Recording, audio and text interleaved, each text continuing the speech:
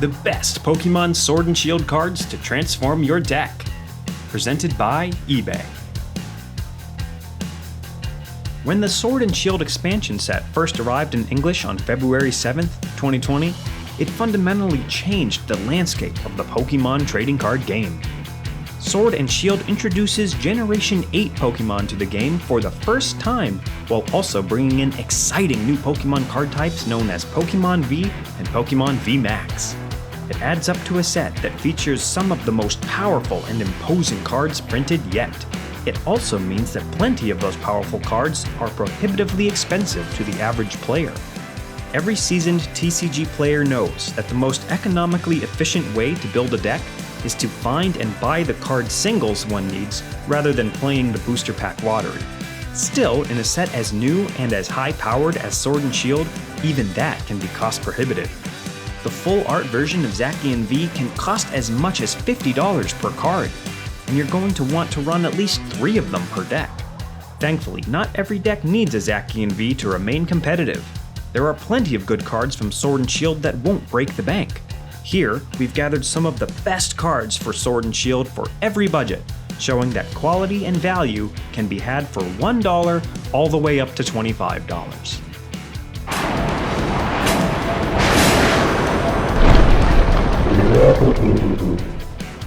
Oranguru Control is already a viable competitive format via the Ultra Prism version of Oranguru, and it's easy to see this new guy keeping up the legacy. While no longer unheard of, 120 HP is certainly impressive for a basic Pokemon. Add in a cheap, effective attack and a useful ability, and you've got yourself an affordable winner.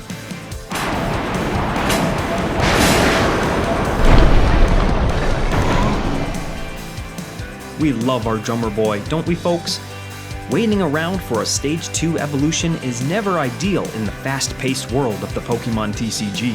But at least Rillaboom, both Sword and Shield versions of him, is worth that wait. Which copy of Rillaboom should you go with? Either will work out just fine, and the cost difference is negligible. We're partial to the Voltage Beat Edition. The ability to create a consistent assembly line of grass energy is something you can really build around.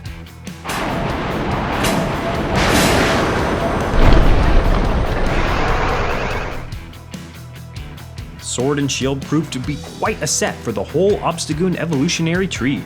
Galarian Zigzagoon is already seeing some competitive play on his own as a basic Pokemon. Why not go with the whole set here to power up your deck, since all 3 cards can be had for cheap?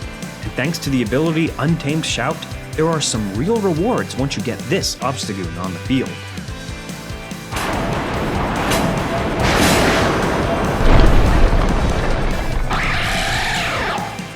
Now things are getting fun. Are you sad that you can't afford an absolute tank like Zacian V? No need to be, as Tapu Koko V is a great budget option. 200 HP and attack is, needless to say, legit.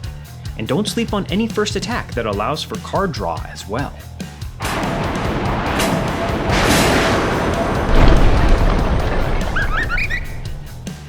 You wanted a Zacian V killer?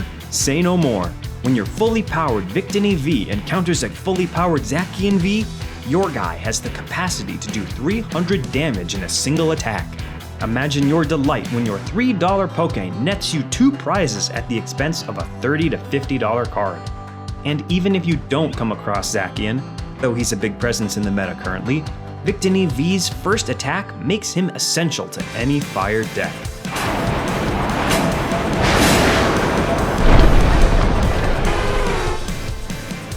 Look at how many affordable Pokemon V there are in Sword and Shield. Lapras V's 210 HP and second attack are obviously formidable. At first glance, that first attack that powers Lapras V up at the expense of sacrificing his active status seems like a drawback. But surely there will be many ways to exploit that, making Lapras V the ultimate hit-and-run champion of this set.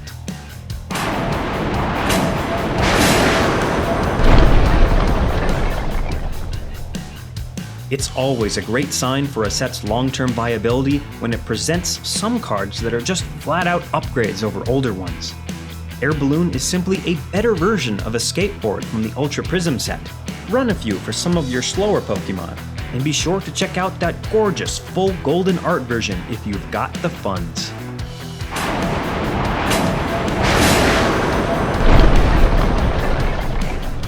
There's going to be a lot of churn and burn through your average game of Pokemon, and a lot of Pokemon and the energies attached to them are going to end up in the discard pile.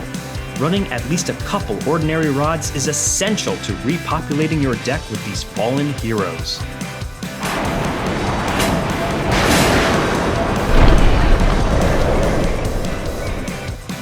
If you're going to run a Lapras V, might as well run its VMAX older sibling as well. G-Max Pump is your typical Hydro Pump style attack that gets stronger as it gains energy. But that 90 starting point is already impressive. Even more impressive is its cost of solely colorless energy, unless you want to pump it up further. Lapras VMAX's 320 HP is also the third highest in the whole set.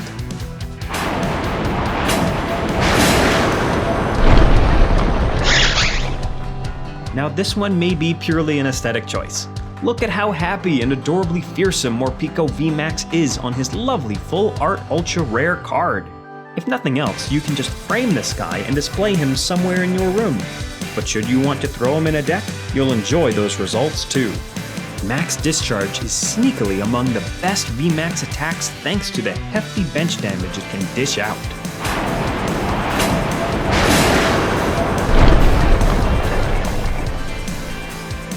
Metal Saucer is an excellent example of just how widely prices vary in this latest set. The standard uncommon version of this card can cost as little as 99 cents, or even less if used, but the secret rare version can fetch as much as $15. Such is the difference in rarity and art quality in the two versions. Regardless of which one you choose, however, Metal Saucer is a crucial part to any metal-oriented deck.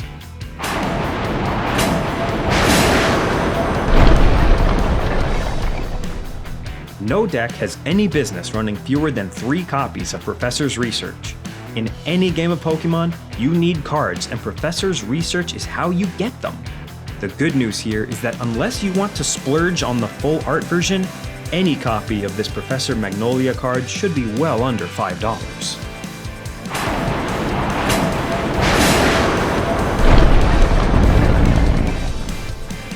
His name is Snorlax VMAX, Slob of Slobs. Look upon his works, ye mighty, and despair. Suffice it to say, Snorlax VMAX is a high-cost option for anyone prepared to just tear their opponent to pieces. Snorlax's 340 HP is a new record for any Pokemon card allowed in competitive play, and that attack can reach a total of 210 damage for 3 colorless energy. From a purely collecting perspective, Snorlax VMAX might end up being one of the 3 definitive cards remembered from this set for a long time.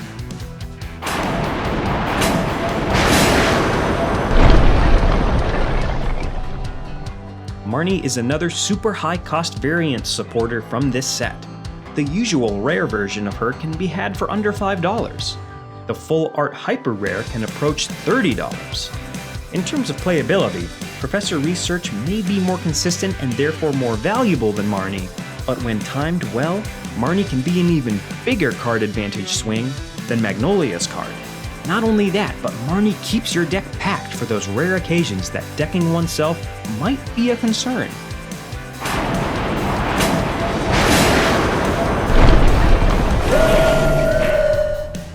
The release of Sword and Shield has by and large been dominated by the ultra-powerful Zacian V.